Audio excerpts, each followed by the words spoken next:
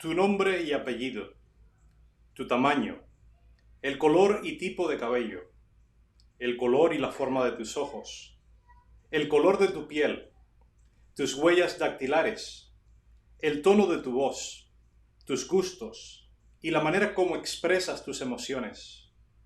El conjunto de todo eso y muchas otras características hace de ti una persona diferente a cualquier otra. No existen dos personas iguales, ni siquiera los gemelos idénticos. Cada individuo posee una identidad única. De acuerdo con el diccionario, la identidad es el conjunto de rasgos o características de una persona o cosa que permiten distinguirla de otras. Aunque bien podríamos explayarnos en la identidad individual, el enfoque del mensaje de hoy es en relación con la identidad de un movimiento, el cual posee ciertas características peculiares que permiten distinguirlo de otros similares. Me refiero al movimiento adventista del séptimo día. Hay más de 33.000 denominaciones cristianas en el mundo. Y muchos entienden que, ya que todas de una forma u otra exaltan a Jesús como Señor, da lo mismo pertenecer a una o a la otra. Estos individuos razonan que cada uno debería escoger la iglesia a la cual asistir en base a la conveniencia de la ubicación, el tamaño de la congregación, la comodidad del edificio, los servicios comunitarios que se proveen, el carisma del pastor o su grado académico o cualquier otra preferencia personal. Otros van más allá, al tener una aspiración ecuménica. Afirman que ya que la mayoría de las diferencias entre las denominaciones cristianas tienen que ver con la liturgia y la misiología, bien harían todas las iglesias en superar sus diferencias y unirse sobre la base del amor y el entendimiento mutuo. Sin embargo, todas estas alternativas suscitan varias interrogantes. ¿No debería ser la Biblia la fuente de una verdadera y auténtica identidad? ¿Sobre qué base han establecido su identidad estas más de 33.000 denominaciones cristianas? ¿Es su identidad bíblica o más bien se desprende de una incorrecta comprensión de las Escrituras? La Biblia establece la identidad de aquellos que forman parte del pueblo de Dios. Desde la entrada del pecado se hace intencionalmente un marcado contraste entre los fieles seguidores de Dios y los infieles. A partir del Génesis, la identidad de los fieles está determinada por su relación de pacto con Dios, a quien procuran servir y agradar, a diferencia de aquellos que desprecian a Dios y sus mandatos. En Génesis 3:15, Dios marcó un contraste entre la simiente de la mujer y la simiente de la serpiente. Génesis 4 presenta la ofrenda aceptable de Abel en contraste con la ofrenda inaceptable de Caín.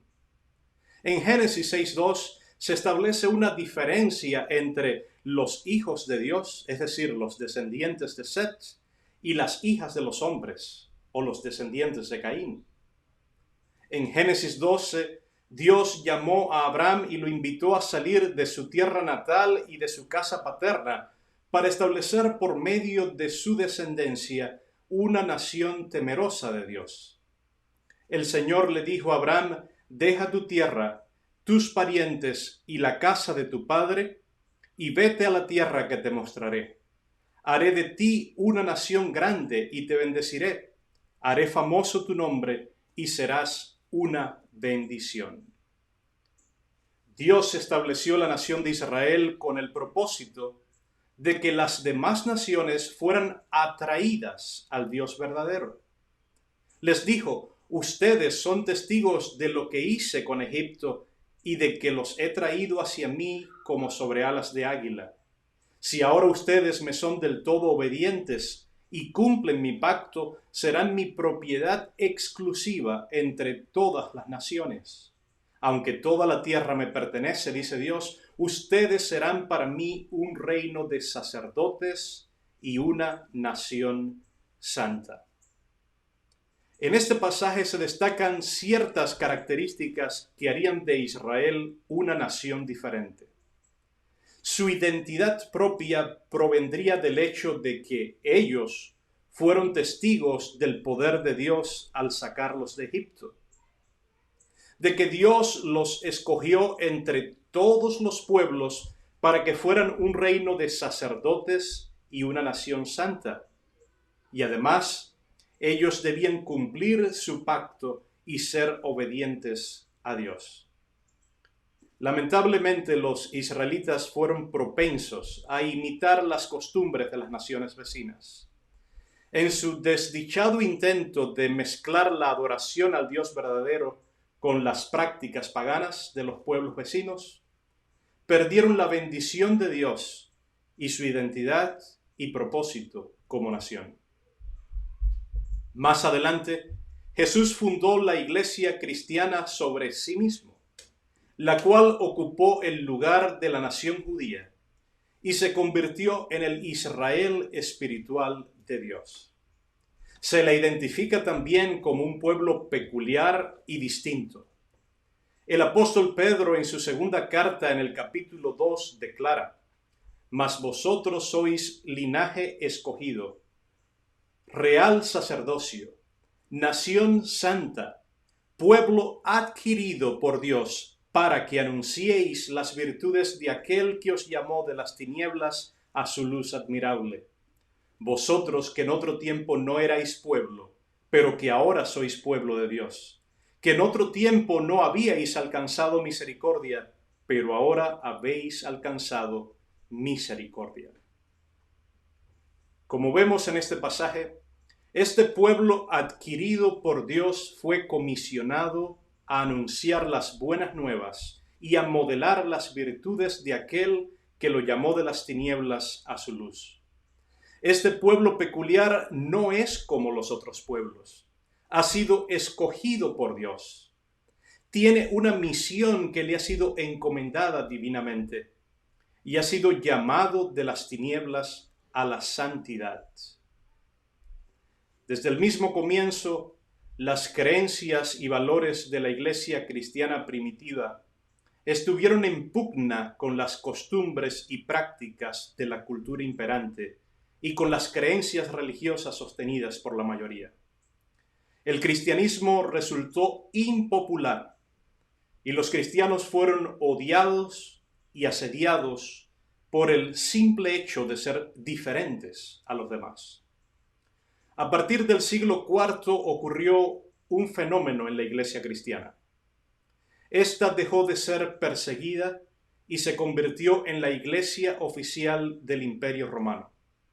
Este cambio de estatus hizo que la iglesia incorporara en su seno muchas costumbres y prácticas espurias, con el fin de volverse relevante y apelar a las masas. De esa manera, lamentablemente, la iglesia escogió la popularidad a la autenticidad y la comodidad a la fidelidad y el sincretismo religioso a la pureza doctrinal. Con el correr de los siglos, la Iglesia de Cristo perdió su identidad como pueblo de Dios y en su lugar llegó a ser la Iglesia de Roma.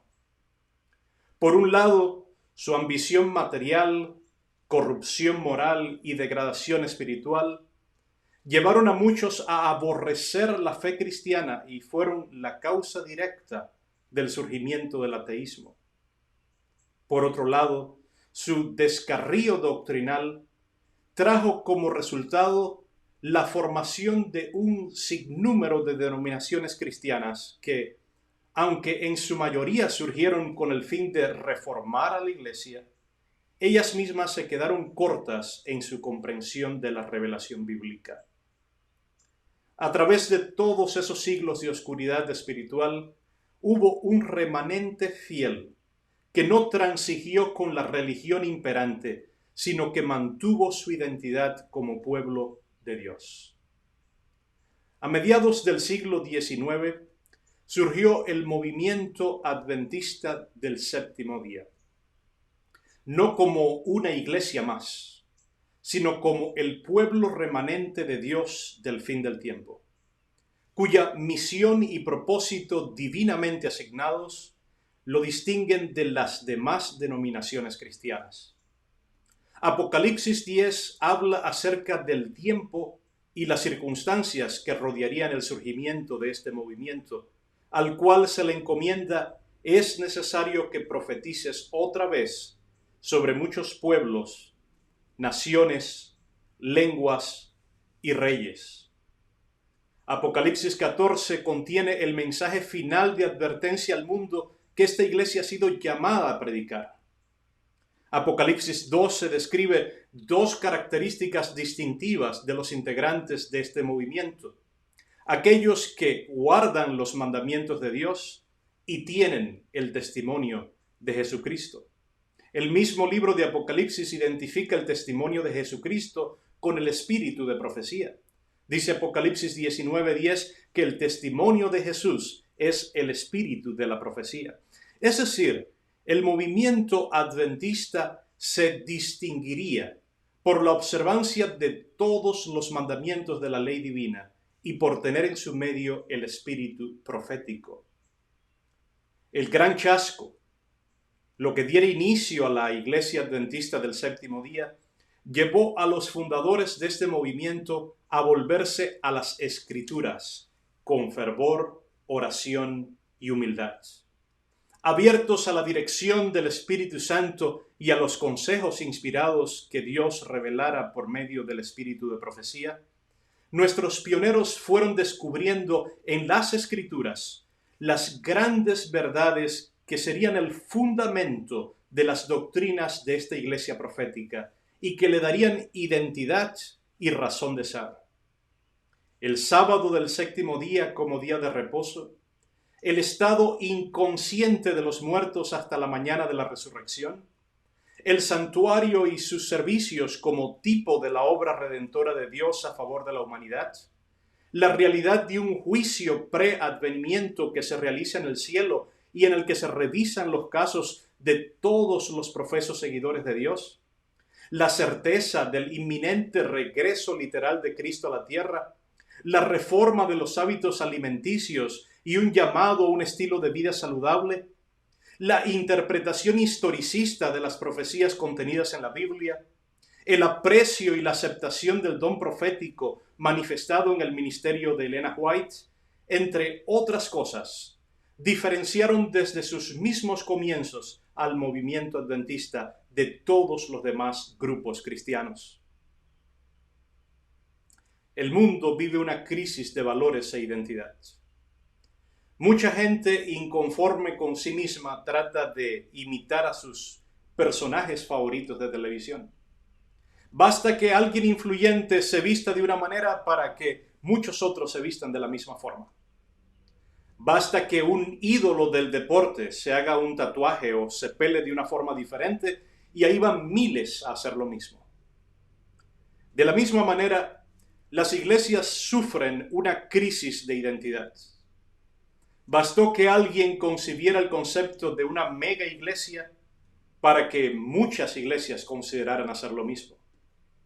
Fue suficiente que alguien suscitara la idea de un praise team para que un montón de iglesias creyeran que eso era lo más conveniente en la adoración. Cuando vino alguien y se le ocurrió que debían quitarse los púlpitos y convertirse las plataformas de las iglesias en escenarios teatrales, ahí miles hicieron lo mismo. Cuando un pastor creyó que para identificarse mejor con el público debía quitarse la corbata y remangarse la camisa, y como si esto fuera poco usar jean y zapatillas en el lugar que hasta entonces era considerado el más sagrado, ahí vinieron muchos a copiar su estilo. Cuando los jóvenes comenzaron a abandonar las congregaciones por montones, ahí vinieron algunos estudiosos de la psicología humana para sugerir que los métodos para llegar a los jóvenes debían cambiar. Y entonces se les trajo un trozo de mundo a las iglesias para que se sintieran a gusto y no se fueran. Cuando se hizo más difícil atraer a la gente a las iglesias, se incorporaron nuevos métodos misiológicos para aumentar el número de miembros, de manera que se presentó a la gente un evangelio fácil y barato, para que sin ninguna objeción se bautizaran más fácilmente. Cuando la gente comenzó a aburrirse de la liturgia eclesiástica, las iglesias comenzaron a incorporar elementos de la industria del entretenimiento y hasta se las ingeniaron para engañar a las personas, haciéndoles creer que habían tenido una experiencia de conversión, cuando en realidad sus emociones habían sido manipuladas. Cuando los nuevos creyentes preguntaron por las ventajas temporales del cristianismo, comenzó a predicárseles el evangelio de la prosperidad. Cuando los pecadores tocaron a las puertas de los templos, se les habló de un Dios de amor y aceptación, pero nunca de un Dios justo y santo. Cuando el mundo trató la homosexualidad como un asunto de preferencia sexual, muchas iglesias reinterpretaron la Escritura para que esta práctica no fuera más vista como pecado. Cuando el frenético movimiento feminista sacudió el fundamento mismo de la sociedad y las mujeres dejaron a un lado su papel de esposas y madres para ocupar puestos y responsabilidades hasta entonces desempeñadas por los hombres, las iglesias también reconocieron sus derechos y, menospreciando el consejo bíblico, las ordenaron como pastoras. Cuando el gusto musical de la gente se pervirtió bajo el constante bombardeo de la música del mundo, las iglesias trajeron esa misma música a sus templos y la cristianizaron con mensajes evangélicos. Cuando la gente protestó por las demandas del evangelio, se les predicó un evangelio fácil. Y cuando, a pesar de vivir en pecado y rebelión, muchos quisieron escuchar palabras de afirmación, se les habló justo lo que querían escuchar, pero no lo que necesitaban cambiar. Y en medio de tal crisis de identidad, Dios llama a este pueblo, adventista del séptimo día, a ser diferente. Elena White escribió en el año 1903: los adventistas del séptimo día debemos estar de pie ahora, separados y diferentes, un pueblo al cual el Señor llama suyo. Mientras no lo hagan, Dios no será glorificado por ellos. La verdad y el error no pueden permanecer en sociedad. Ubiquémonos donde el Señor nos ha dicho que debemos estar. Debemos luchar por la unidad, pero no descender al nivel inferior de la conformidad con los procedimientos del mundo y la unión con las iglesias populares. Es hora de que se nos continúe reconociendo como el pueblo de la Biblia, de que cada año hagamos nuestro año bíblico y de que aprendamos y también enseñemos a nuestros hijos pasajes de las Sagradas Escrituras. Es hora de repasar los hitos de nuestra fe y de desenterrar de las Escrituras las verdades que nos permitan tener una comprensión correcta de Dios y de su plan para nuestras vidas. Es hora de que hablemos de la ley, del sábado, del santuario y que el foco de cada mensaje sea Jesús, porque a fin de cuentas, Él es la razón de todo lo que creemos y el fundamento de toda doctrina. Es hora de que hagamos del sábado un día especial de adoración a Dios y de servicio al prójimo, y que nos abstengamos de aquellas cosas que rebajan su carácter sagrado. Es hora de que cambiemos nuestra manera de vestir, de tal manera que la gente no se sienta tentada a vernos a nosotros en lugar de a Dios. Es hora de regresar a las profecías bíblicas y con la ayuda del Espíritu Santo procurar entender los tiempos en que vivimos y la cercanía de nuestra liberación. Es hora de afirmar nuestra confianza en los testimonios y no temer usar los libritos rojos que tanto consuelo y dirección siguen proveyendo para nosotros. Es hora de volver a usar nuestros himnarios y enseñar a nuestros hijos a cantar los himnos que no envejecen y que contienen un legado de fe y esperanza. Es hora de que invitemos con amor a los hijos de Dios que se encuentran en Babilonia a salir de allí y a unirse al pueblo fiel antes de que sea demasiado tarde.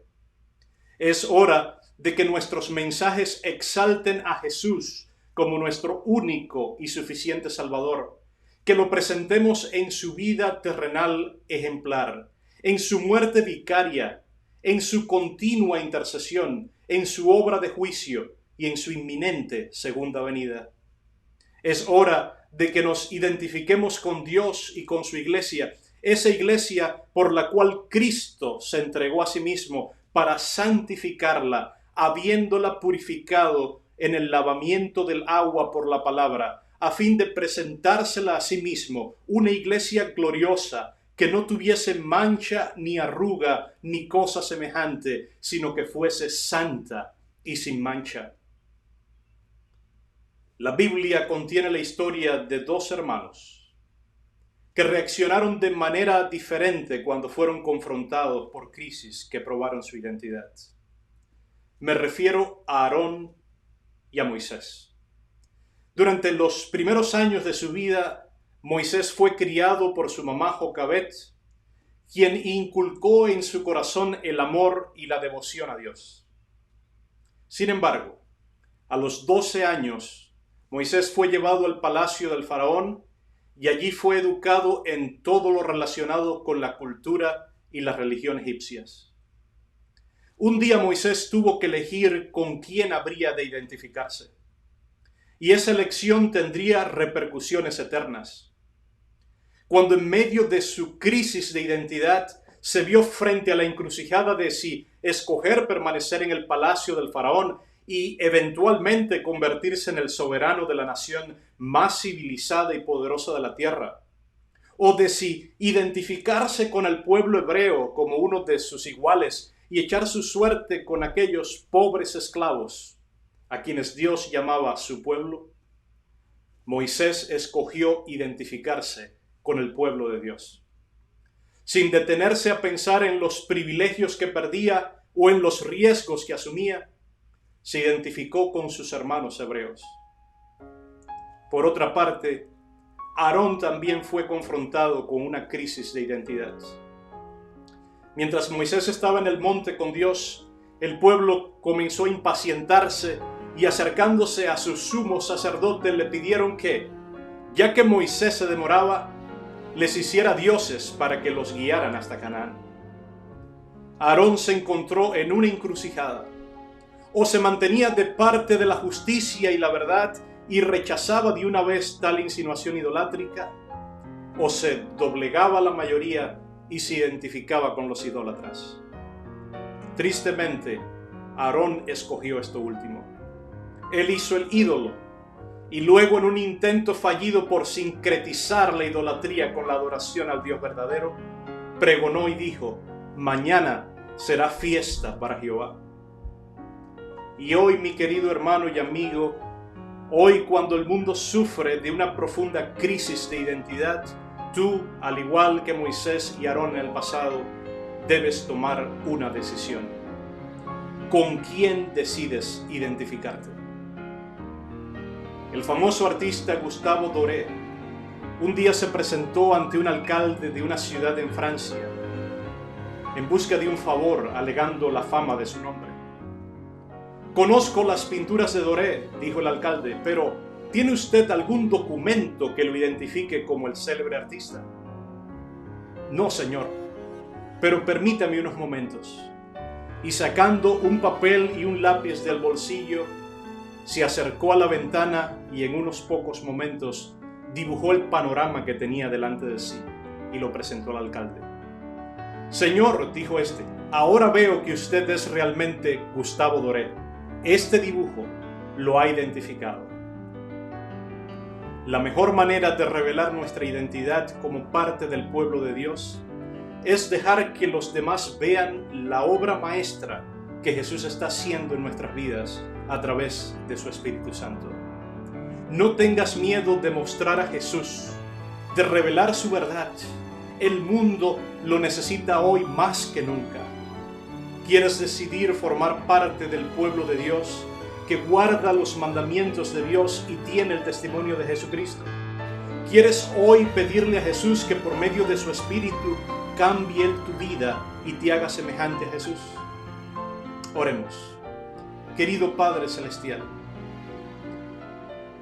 nos han tocado tiempos difíciles. El mundo vive en una crisis de identidad y tu pueblo ha sido llamado a revelar la luz, a mostrar la verdad en medio de un mundo lleno de tinieblas y mentira. Oh Dios, es justo este momento en que necesitamos sacar calor de la frialdad de los demás, valor de su cobardía y lealtad de su traición. Pero, oh Dios, para podernos identificar con tu pueblo, primero debemos identificarnos con tu Hijo, Cristo Jesús. Jesús debe de vivir en nuestros corazones y por medio de la obra de tu Santo Espíritu, nuestro carácter, nuestra manera de ser, nuestros pensamientos, nuestros gustos, nuestras decisiones y también nuestras acciones deben ser transformadas, deben ser cambiadas, transformadas a la semejanza de Jesús. Por favor, oh Dios, haz un cambio real en nuestras vidas. Permítenos ser cristianos no de nombre, sino que, oh Dios, podamos ser cristianos de corazón. Transfórmanos a la semejanza de Jesús, cámbianos y permítenos, oh Dios, revelarte y mostrar tu gloria en medio de este mundo que perece. Oh Dios, permítenos alistarnos para que cuando Jesús venga, y sabemos que es muy pronto, pueda encontrar un pueblo preparado para encontrarse con Él. Un pueblo que muestre su imagen, un pueblo que sea sin mancha, santo y que pueda ser recibido para formar parte del reino de los cielos. En esta hora nos ponemos en tus manos de amor. Llega a cada hogar, a cada vida, a cada persona. Si hay alguien que hoy está decidiendo formar parte de esta iglesia, que tu Santo Espíritu, Dios, le afirme en esa decisión. Llévanos a tu palabra, muéstranos tu verdad y guíanos hasta la eternidad contigo. En el nombre y por los méritos de Jesús te lo rogamos. Amén y amén.